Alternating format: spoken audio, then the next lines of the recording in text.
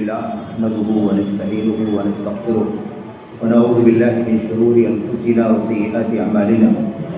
من يهده الله فلا مضل له ومن يضلل فلا هادي له وأشهد أن لا إله إلا الله وحده لا شريك له وأشهد أن محمدا عبده ورسوله أما بعد فإن خير الحديث كتاب الله وخير الهدي هدي محمد صلى الله عليه وسلم وشر الأمور محدثاتها وكل محدثة بدعة وكل بدعة ضلالة وكل ضلالة في النار. أعوذ بالله من الشيطان الرجيم. بسم الله الرحمن الرحيم. يا أيها الذين آمنوا لا تقدموا بين يدي الله ورسوله واتقوا الله إن الله سميع عليم. يا أيها الذين آمنوا لا ترفعوا أصواتكم فوق صوت النبي ولا تجهروا له بالقول كجهر بعضكم لبعض أن تحبط أعمالكم وأنتم لا تشعرون إلى آخر الآيات. برادران اسلام، دینی بھائیوں اور دوستوں، قابل بزرگوں، قابل احترام اور بہنوں، عزیز بچوں، اللہ تبارک و تعالیٰ نے آخری نبی محمد صلی اللہ علیہ وسلم کی جب بعثت فرمائی تو اس بعثت کا مقصد یہ تھا کہ اب قیامت تک ساری انسانیت، امت دعوت اور ایسے ہی امت اجابت، سبھی لوگ رنگ نسل کے فرق کے بغیر اور ایسے ہی زمان و مکان کی تفریق کے بغیر قیامت تک سبھی لوگ اس آخری نبی محمد الرسول اللہ صلی اللہ علیہ وسلم کے حکم، فرمان اور تعلیمات کے مطابق ہی زندگی گزاری. اس کے علاوہ کسی کا کوئی بھی عمل، کسی کا کوئی بھی فعل، کسی کی کوئی بھی حرکت، کسی بھی طرح کا کوئی بھی تصرف اللہ تبارک و تعالیٰ کی بارگاہ میں قبول نہیں ہوگا. یہ بنیادی شرط تھی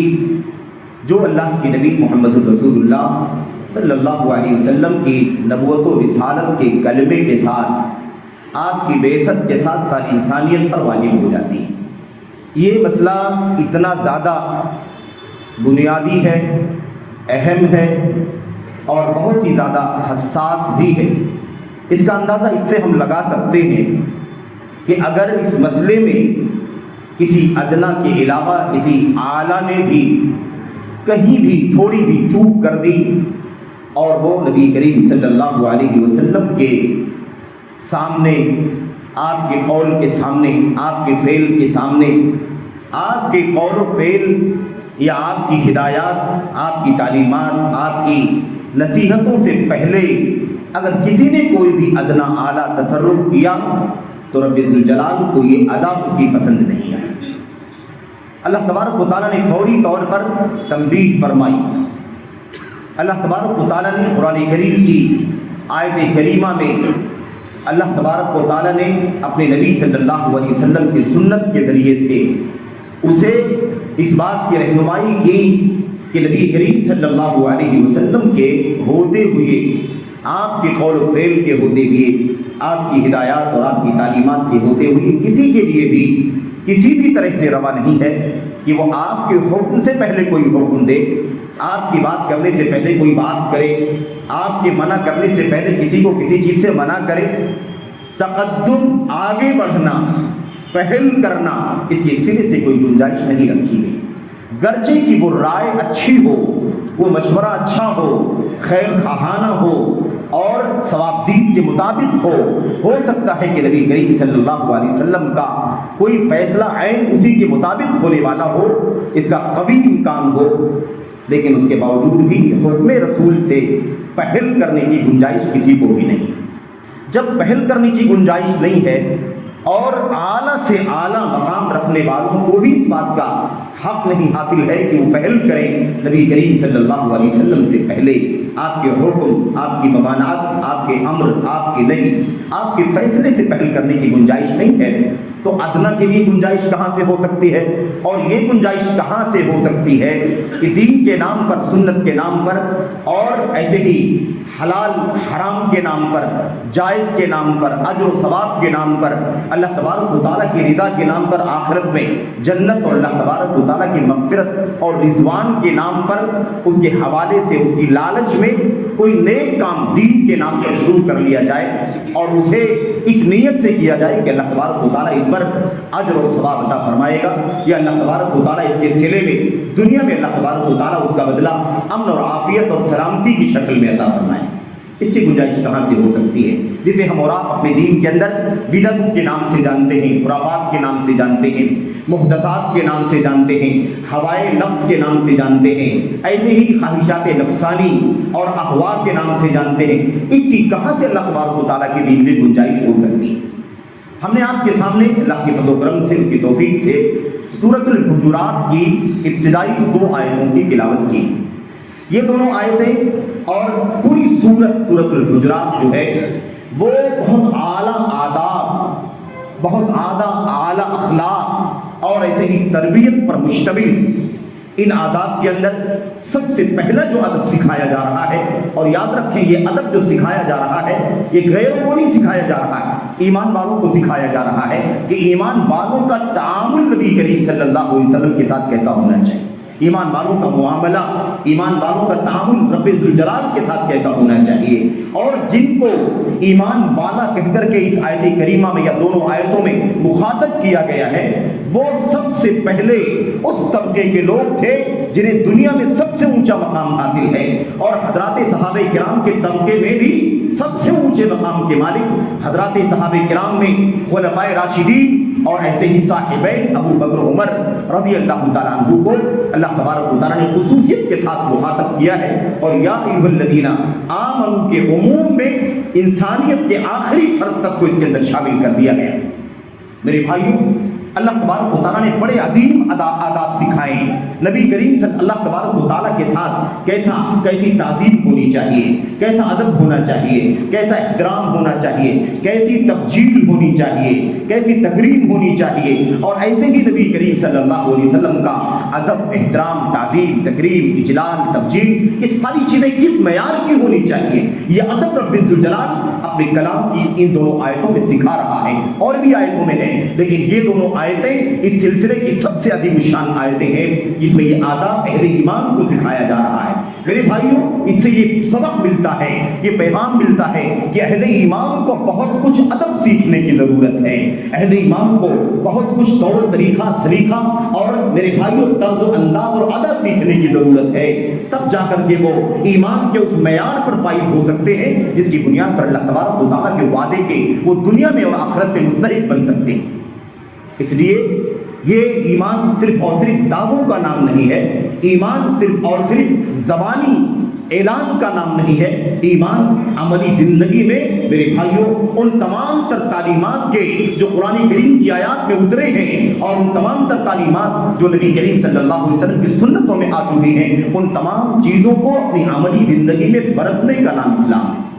برتنے کا نام دین ہے، برتنے کا نام ایمان ہے، اور صحیح معنوں میں ایمان والا ہونے کے لیے ہم سب کے لیے ضروری ہے کہ ان آداب کو اپنی زندگیوں میں نافذ کریں۔ وہ طبقہ جو نبی کریم صلی اللہ علیہ وسلم کے سامنے تھا، انہوں نے ویسے ہی ان آداب کو برتا جیسے برتنا چاہیے تھا، اور اسے آئیڈیل کی شکل میں آنے والی نسلوں کے لیے اللہ تبارک و تعالیٰ نے اپنی کتاب میں رکھ دیا، نبی کریم صلی اللہ علیہ وسلم کی سنت میں رکھ دیا، اور حضرات صحابہ کرام اور تابعین کی سیرت میں اور تاریخ میں اسے پورے طور پر محفوظ کر دیا گیا، تاکہ آنے والی نسلیں اسے آئیڈیل بنا کر کے سمجھیں کہ کیسا ادب ہونا چاہیے رب ذوالجلال کے ساتھ، کیسی تعظیم ہونی چاہیے، کیسی تقریب، کیسا احترام اور کیسا اجلال اور کیسی تبجیل ہونی چاہیے اللہ تبارک و تعالیٰ اور اس کے رسول محمد صلی اللہ علیہ وسلم کے ساتھ۔ میرے بھائیوں، آئیے ذرا اس دونوں آیتوں کا معنی سمجھیں، اس کا مفہوم سمجھیں، اور اس کا پیغام اپنی زندگیوں میں نافذ کریں، اور ذرا سرسری طور پر اپنے حالات کا جائزہ لیں، اپنے گرد و پیش کا جائزہ لیں، وطن عزیز کے اندر مسلمانوں کے حالات کا جائزہ لیں، اور دنیا کے چپے چپے میں کس طرح سے اسلام کے نام لیواؤں نے اسلام کے نام پر، سنت کے نام پر، اجر و ثواب کے نام پر کیسے کیسے کھلواڑ کر رکھے ہیں، اور کیسی کیسی بدعات، کیسی کیسی ہوائے نفس اور کیسی کیسی منمانی چیزوں کو دین کا حصہ قرار دیا ہے۔ میرے بھائیوں، میرے بزرگوں، اس بات کو ہمیں سمجھنے کے لیے ان دونوں آیتوں کا ترجمہ سب سے پہلے آپ کے سامنے پیش کرنا ہوگا۔ اللہ تبارک و تعالیٰ فرماتا ہے، یا ایھا الذین آمنوا لا تقدموا بین یدی اللہ ورسولہ، اے ایمان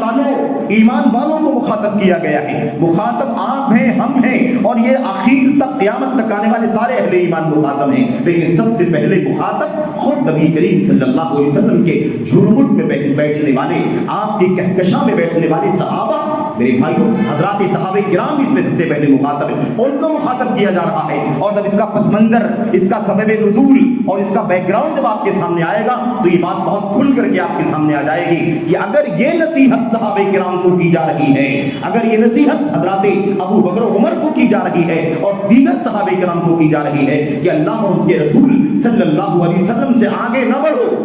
یا ایھا الذین آمنوا, اگر یہ نصیحت ان کو کی جا رہی ہے, حکم ان کو دیا جا رہا ہے, منع انہیں کیا جا رہا ہے کہ اللہ اور اس کے رسول سے آگے نہ بڑھو, تو بھلا بتاؤ کہ ان کے بعد کے طبقے تابعین کا کیا عالم ہوگا, ان کے بعد طبع تابعین کا کیا عالم ہوگا, اس کے بعد کے ادوار کے جو لوگ گزرے ہیں ان کا کیا عالم ہوگا, آج ہم آپ کا کیا عالم ہوگا, اور آنے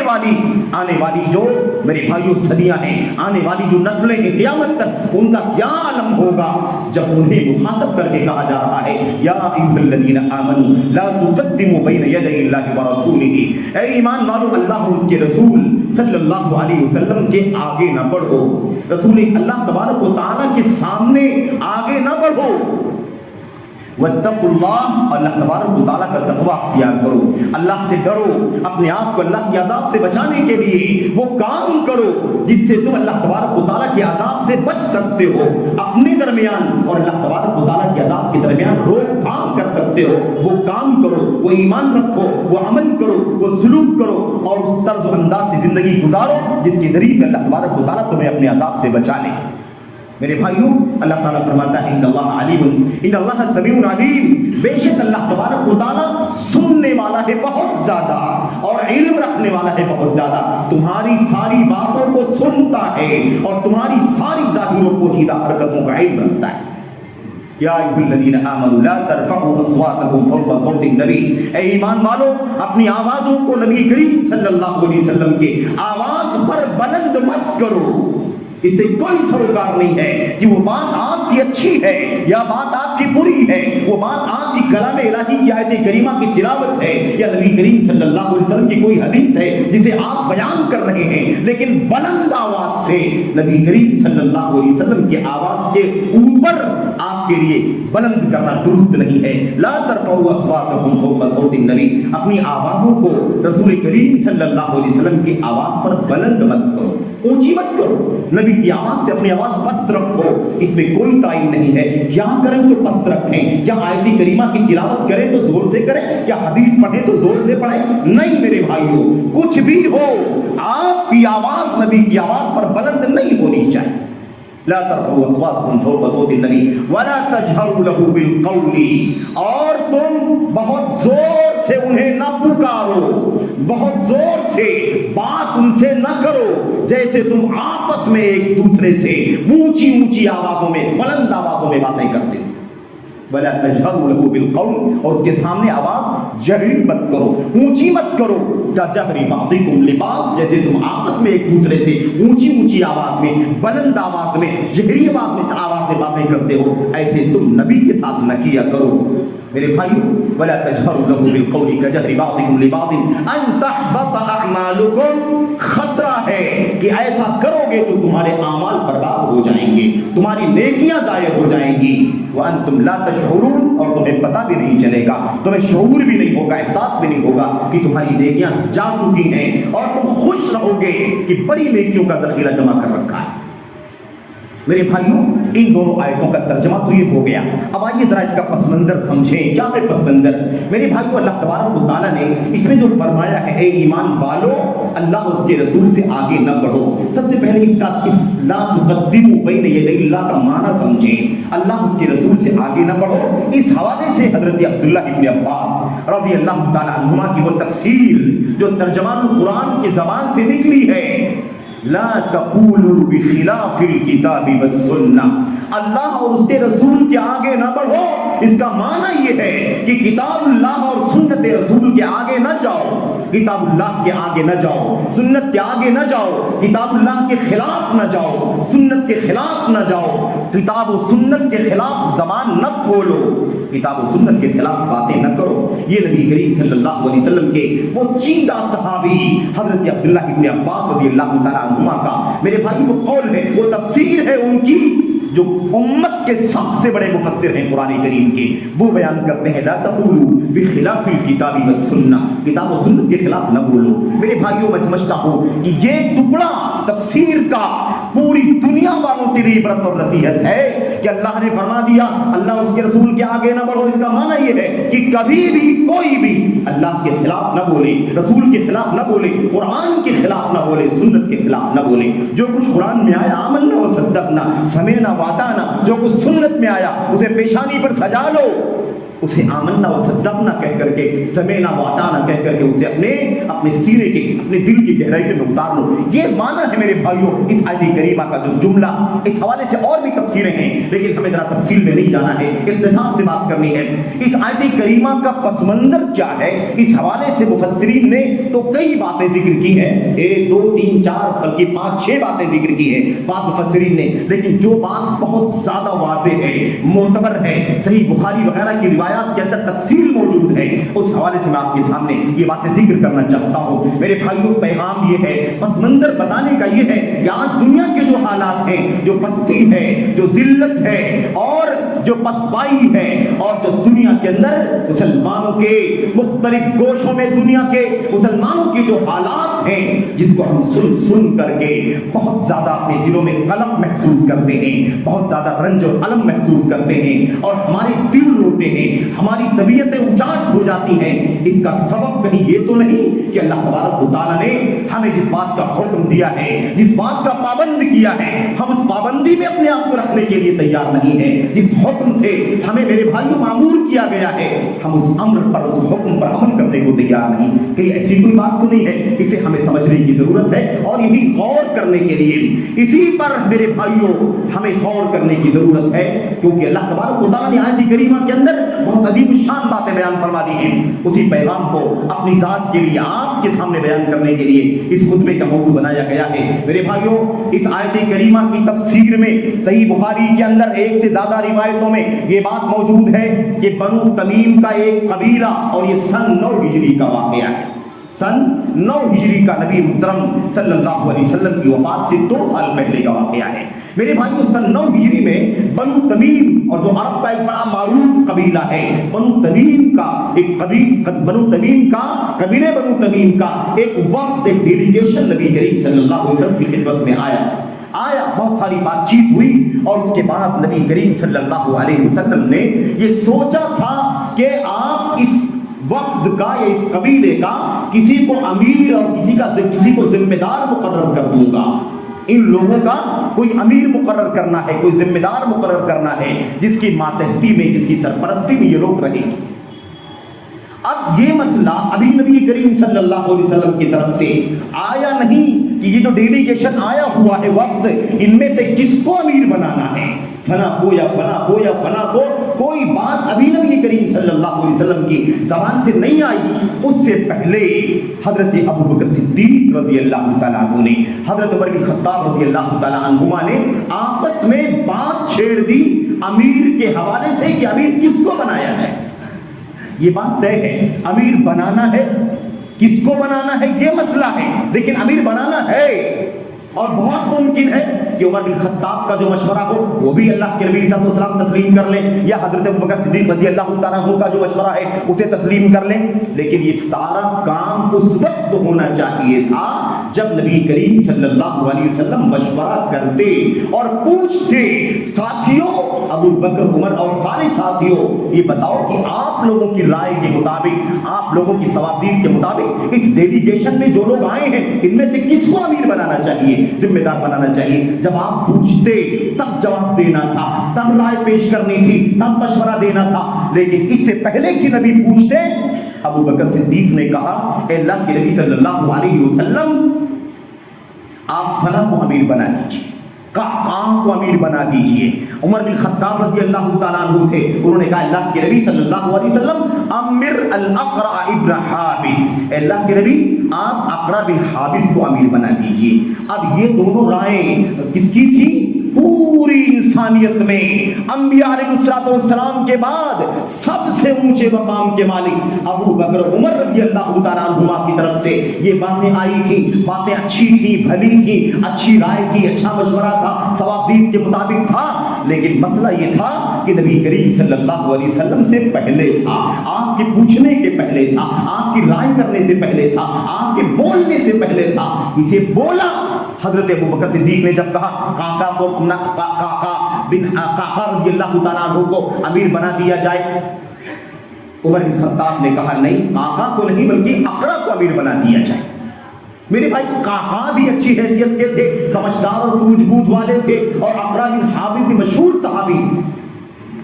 मेरे भाइयों, अभी नबी करीम सल्लल्लाहु अलैहि वसल्लम की तरफ से कोई बात नहीं आई। अबू बकर सिद्दीक ने काका का नाम लिया और इन्होंने अकरा का नाम लिया। जब इन्होंने अकरा का नाम लिया उमर बिन खत्ताब ने, तो अबू बकर सिद्दीक रज़ी अल्लाह तआला अन्हु ने क्या कहा, मा अरदत इल्ला खिलाफी, उमर तुम्हारा मकसद मेरी मुखालफत करना है, तुम सिर्फ मेरी मुखालफत में ये बात कह रहे हो,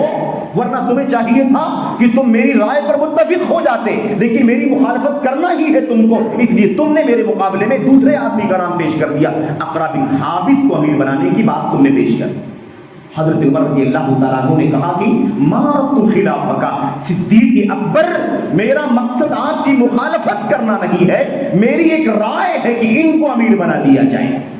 अब इसमें मेरी राय आपकी राय, मेरी राय आपकी राय, इसी गुफ्तगू में अबू बकर उमर रज़ी अल्लाह तआला अन्हुमा की आवाजें बुलंद हो गई। फरतफ़अत अस्वातुहुमा इंदा रसूलिल्लाह सल्लल्लाहु अलैहि वसल्लम, इन दोनों की आवाज बुलंद हो गई। उन्होंने कहा नहीं, आप मुखालफत करना चाहते हैं, उन्होंने कहा नहीं, मेरा कोई इरादा मुखालफत करने का नहीं है, मेरी राय है। कहा आपकी राय नहीं है, आप मेरे खिलाफ बात करना चाहते। इस तरह की गुफ्तगू शुरू हो गई, आवाज बुलंद हो गई। नबी करीम सल्लल्लाहु अलैहि वसल्लम की, मेरे भाइयों, आपकी मजलिस में आपके सामने आप बैठे हुए हैं और आपके हुक्म से पहले कोई हुक्म देना, आपके फैसले से पहले काका का फैसला करना, या आपके फैसले से पहले अकरा बिन हाबिस का फैसला करना,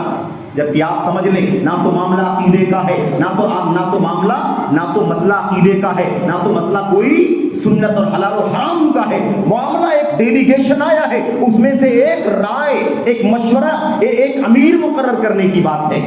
नबी करीम सल्लल्लाहु अलैहि वसल्लम को इससे तकलीफ हुई कि आपसे पहले गर्चे इतने ऊंचे मकाम के सहाबा हैं, इन लोगों ने मुझसे पहले बात शुरू कर दी और ऊंची आवाज में आपस में तकरार करना शुरू हो गया। अल्लाह तबारक व तआला ने इस पर आयत करीमा उतार दी। आयत करीमा उतरी है, ईमान वालो अल्लाह उसके रसूल से आगे न बढ़ो, पहल न करो, गर्चे तुम्हारी बातें अच्छी हो, दुरुस्त भी हो, तब भी तुम्हें ये पहल करना भी तुम्हारे लिए रवा नहीं। तुमने कैसे नबी करीम सल्लल्लाहु अलैहि वसल्लम से पहले अपनी राय देना शुरू कर दिया, इनको बना दो, इनको बना दो, तुमने क्यों पहल किया? नबी करीम सल्लल्लाहु अलैहि वसल्लम के हुक्म और मशवरे से पहले, राय से पहले, हुक्म से पहले अपनी बात कहने की तुम्हें कोई इजाजत नहीं। वत्तकुल्लाह इन्नल्लाह समीउन अलीम, अल्लाह से डरो,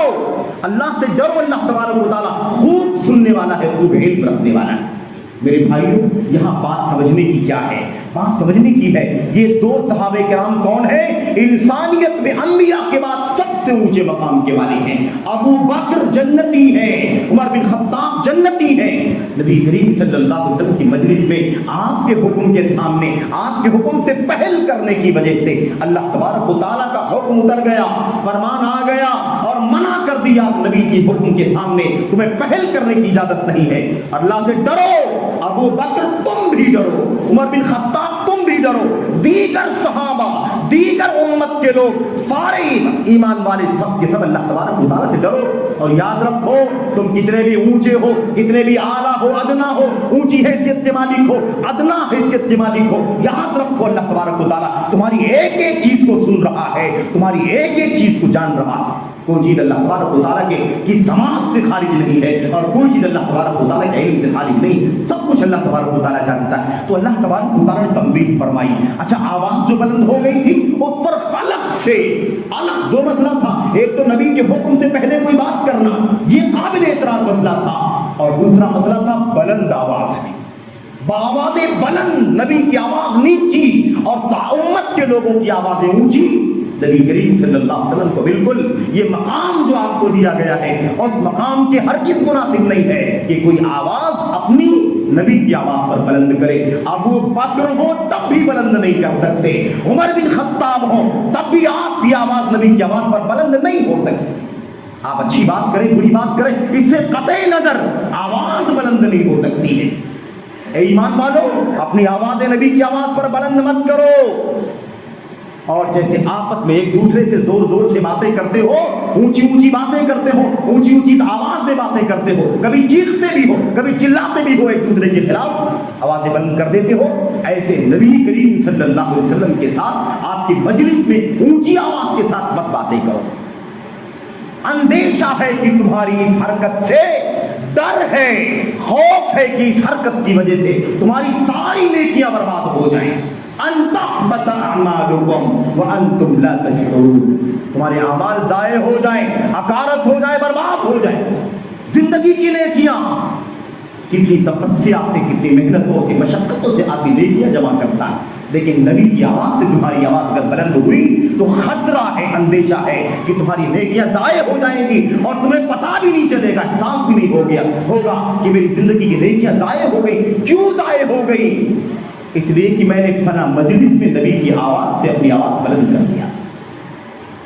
میرے بھائیوں, ابو بکر عمر کا مقام کتنا اونچا ہے کون نہیں جانتا. حضرت عبداللہ بن عبد الرحمن ابن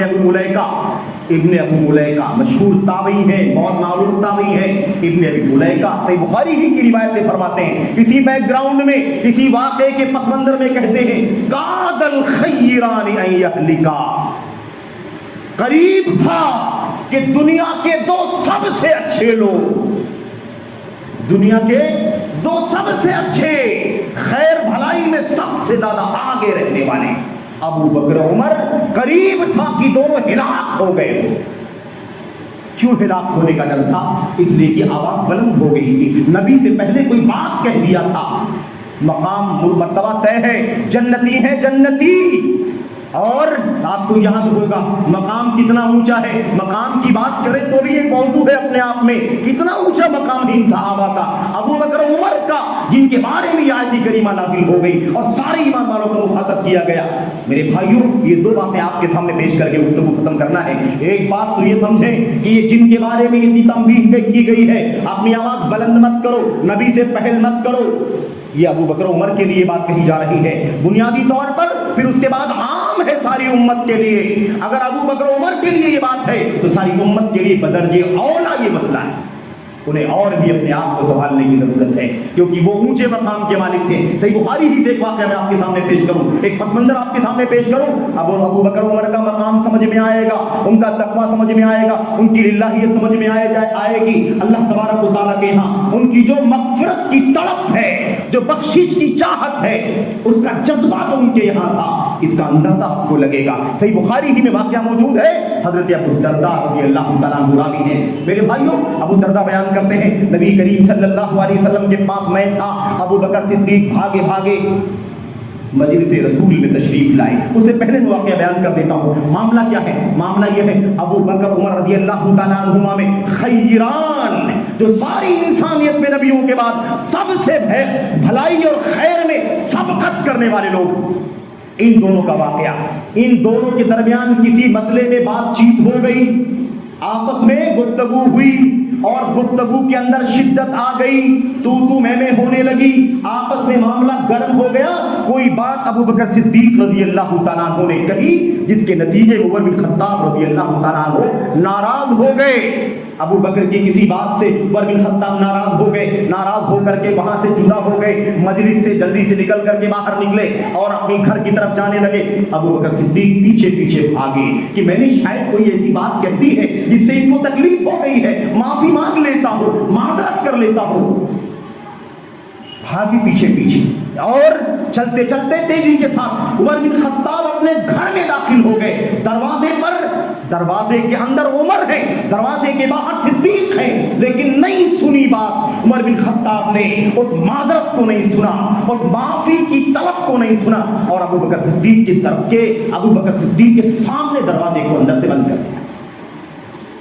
بڑی تکلیف ہوئی انہیں کہ اللہ مجھ سے غلطی اگر ہوئی ہے تو میں معافی مانگنا چاہتا تھا عمر بن خطاب سے، میں معذرت کرنا چاہتا تھا، لیکن عمر بن خطاب نے اس قدر ناراضگی کا اظہار کیا کہ آنکھوں کے سامنے چہرے پر دروازہ بند کر دیا اور معذرت قبول کرنے کے لیے تیار نہیں ہوئے۔ لیکن وہ کھلبلی جو ہوتی ہے ایمان والے کے دل کے اندر اور ہونی چاہیے، جو صدیق اکبر جیسی شخصیت کے دل میں رہی ہوگی، اس نے اسے انہیں بے چین کر رکھا تھا۔ جیسے دروازہ بند ہوا، کوشش کی نہیں کھولا گیا، فوراً پلٹے نبی محترم صلی اللہ علیہ وسلم کی مجلس میں تشریف لائے۔ یہ طریقہ ہوتا تھا، مسائل پیش آ جائیں معافی تلافی کر لینی چاہیے، نہیں ہے تو امت کے علماء سے رابطہ کر کے مسئلے کو حل کرا لینا چاہیے۔ انانیت نہیں ہونی چاہیے، تکبر نہیں ہونی چاہیے، بڑکپن نہیں ہونا چاہیے، کبر اور نخوت نہیں ہونی چاہیے۔ یہ مثالیں ابو بکر عمر کی زندگی کی پیش کی جا رہی ہے۔ ان سے اونچا نہ کوئی پیدا ہوا ہے اور نہ کوئی پیدا آگے ہو سکتا ہے۔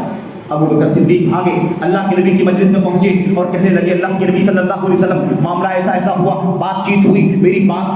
کسی بات سے عمر بن خطاب کو تکلیف ہوئی، ناراض ہو گئے، ناراض ہو کر کے گھر میں چلے گئے۔ میں پیچھے بھاگ کر کے آیا اور آپ سے معذرت کرنا چاہا، معافی مانگنا چاہا، لیکن عمر بن خطاب راضی نہیں ہوئے، یہاں تک کہ دروازہ بند کر دیا۔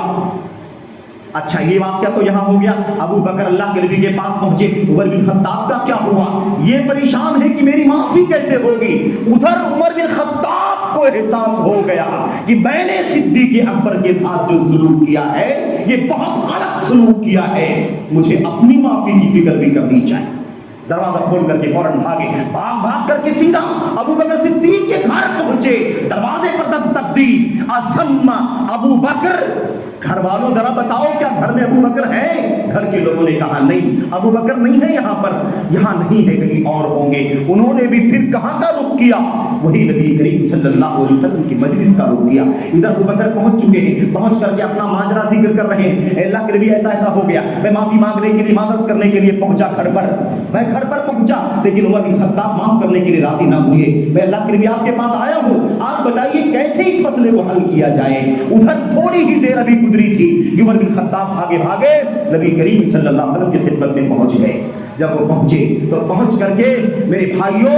پہنچ کر کے عمر بن خطاب نے کہا اے اللہ کے نبی مجھے بہت احساس ہے، مجھے بہت احساس ہے کہ میں نے بہت بڑا جرم کیا ہے، میں نے غلطی کی ہے کہ ابو بکر صدیق نے معافی مانگنا چاہا، معذرت کرنا چاہا، لیکن معذرت میں نے قبول نہیں کی۔ ادھر نبی کریم صلی اللہ علیہ وسلم کا چہرہ عمر بن خطاب کو دیکھ کر کے بدلنے لگا،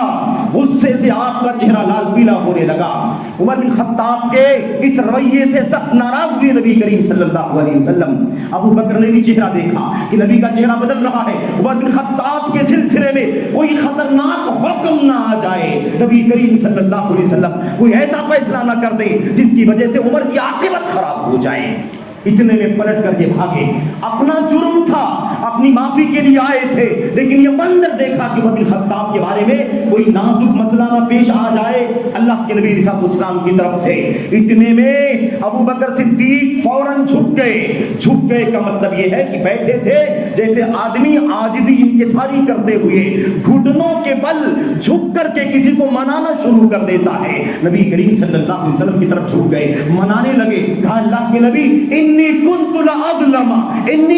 لاظلم، اے اللہ کے نبی عمر بن خطاب کے بارے میں کوئی نازک فیصلہ نہ کیجئے گا، کوئی ایسی بات نہ کہیے گا جس سے عمر کی عاقبت خراب ہو جائے، کوئی خطرناک مسئلہ ہو جائے۔ مجھے اقرار ہے کہ میں ہی ظلم کرنے والا تھا، میں نے ہی ظلم کیا ہے، اے اللہ کے نبی میں نے ظلم کیا ہے، یعنی پہل میں نے کی ہے، میں نے ناراض کر دیا ہے، تو بھاگ کر کے چلے گئے تھے۔ عمر بن خطاب رضی اللہ تعالیٰ عنہ کو آپ سوچیں کیا احساس ہوا ہوگا، یہ ابو بکر صدیق ہے کائنات کے اور عمر بن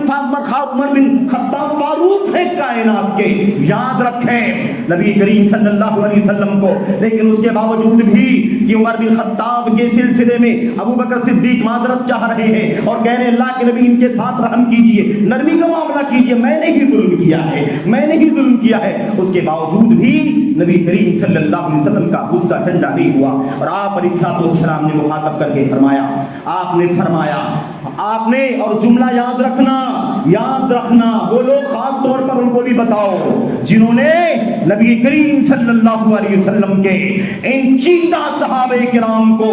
گالی دینا، لعنت کرنا اپنا دین بنا رکھا ہے۔ ان کو بھی ذرا سبق سکھاؤ، ان کو بھی بتلاؤ جو سنت کے نام لیوا ہیں، جو غیر سنت اور شیعت کی راہ پر ہیں، ان کی بات تو ہو گئی، لیکن جو سنت کے نام لیوا ہیں وہ بھی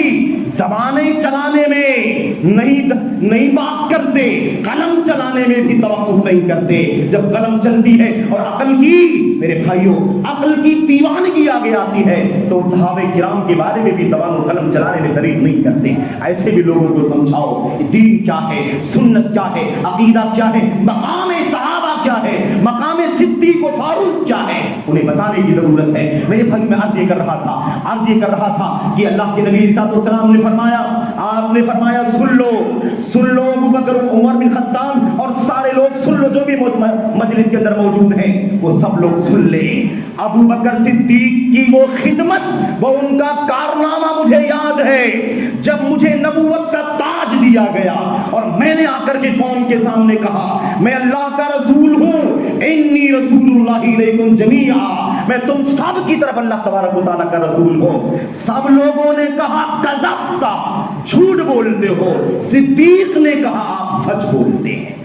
یاد رکھو اس وقت کو، وہ کارنامہ ہے صدیق کا، جب دنیا نے میری رسالت کو جھٹلایا تھا، اس وقت صدیق اکبر نے میری رسالت کی تصدیق کیا تھا، مجھے سچ مانا تھا۔ وَوَاسَانِي بِمَالِهِ وَنَفْسِهِ، اور اپنے مال کے ذریعے سے اور اپنی جان کے ذریعے سے میرا دفاع کیا تھا۔